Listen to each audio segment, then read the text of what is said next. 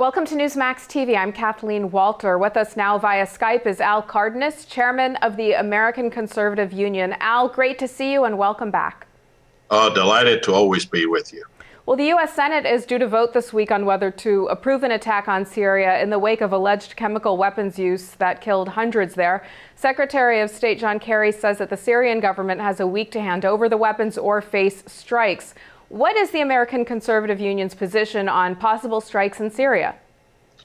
Well, we have not heard from the president a plausible reason why we should go ahead and do just that. There are basically two plausible positions, one to impact regime change and the other to stay out of the civil war conflict.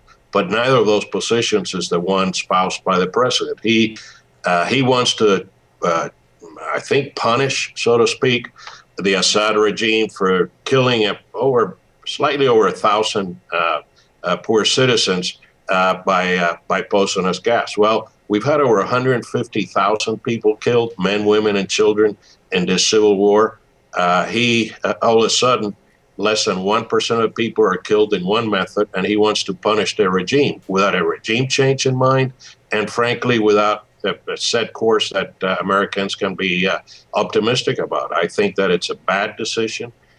It will make us look bad and worse in the region, and I would urge all members of Congress to vote no.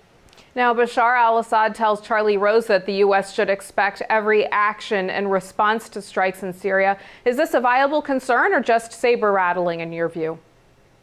Well, look, for the last 5 years, things have gotten worse for the United States in the Middle East, and every time you turn your head, we make a wrong decision about what ought to do. We pushed for Mubarak to leave Egypt, only to have Morsi, a much worse Muslim Brotherhood alternative, come into power. And the own Egyptian people, their own people, sought the ouster of Morsi, and that was a black eye in the United States and Egyptians' view of the world regarding us. Now we're taking these additional steps, and frankly, very few people in the Middle East want us to take them. And so I don't know why the president wants to be proactive when in reality, every time he's done so, he's been counterproductive in terms of our standing in the Middle East. And once again, Republicans remain divided on this issue, with House leaders lending their support to strikes and a number of Republicans in both the House and the Senate saying, hey, we don't support this.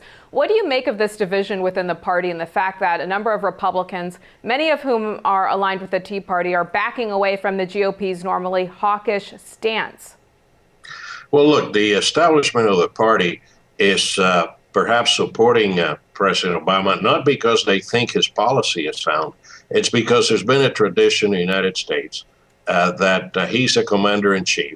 And whenever the commander-in-chief wants to take action, military action, we ought to support him. Well, in this case, it doesn't meet Ronald Reagan's national security test. And therefore, that whole traditional understanding of supporting the commander-in-chief, whether we agree with him or not, should not work. I think we take a stand and we say no. And for those traditionalists who believe that a commander-in-chief should be supported, my answer to them is not this commander-in-chief. Does the United States, though, risk looking like a paper tiger if Congress doesn't support the strikes?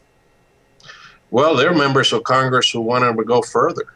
And so my point to you earlier was, you either propose a regime change option, or you provide a process by which we don't interfere. But to have these random strikes, all they'll accomplish will be to kill innocent civilians without, frankly, accomplishing anything.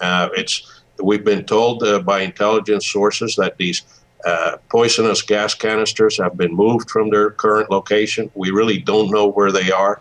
So we're going to spend $500 million to attempt to inflict damage on Syria without taking out these gas weapons, without inflicting a regime change, and frankly, killing thousands of people perhaps in the process. We're going to act like we're very upset that 1,000 people have been killed, and we're going to send hundreds of cruise missiles to kill thousands more.